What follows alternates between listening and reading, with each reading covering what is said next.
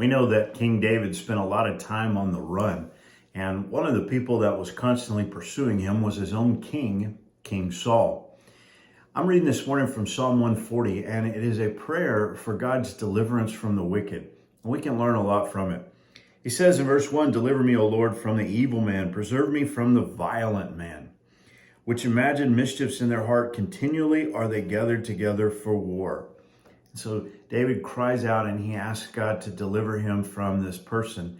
And he says that the man is an evil man and that the man is a violent man. And so those two things, they go together. And he explains what he means by this by saying, he imagines mischief in his heart and constantly they're gathered together for war.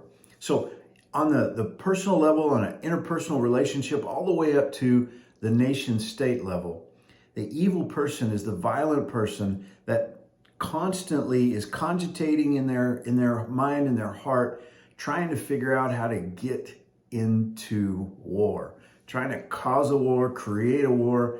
War is the place that they thrive. War is what they want to get to. They're always devising mischief in their heart. They've sharpened their tongues like a serpent. Adder's poison is under their lips. Selah.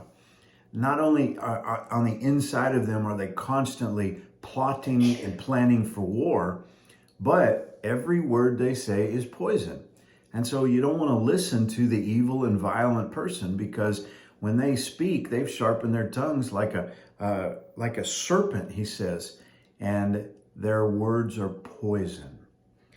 David prays in verse 4, "Keep me, O Lord, from the hands of the wicked. Preserve me from the violent man who have purposed to overthrow my goings."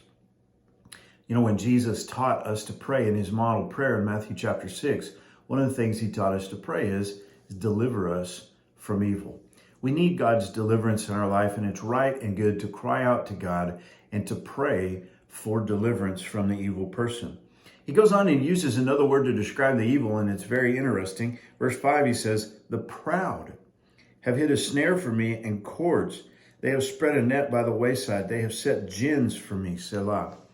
Not only is the evil person violent, but they are also proud.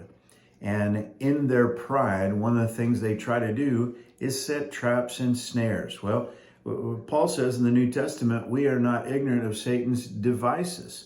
He does exactly the same thing. And so this evil man, he acts a lot like his Lord Satan. He's acting like that. He's trying to set snares and traps.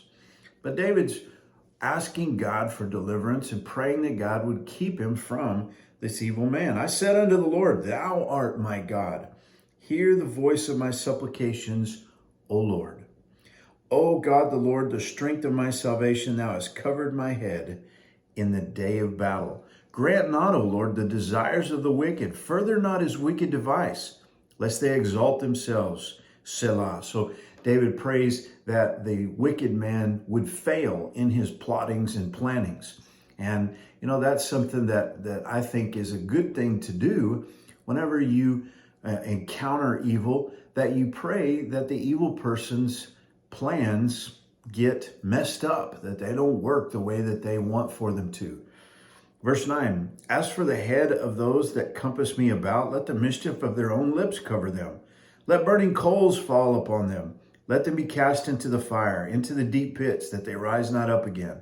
Let not an evil speaker be established in the earth. Evil shall hunt the violent man to overthrow him." I love how David does this. This is something, he gives this completely over to God. He says, don't let his plans succeed, and let his own plans come falling back down upon him.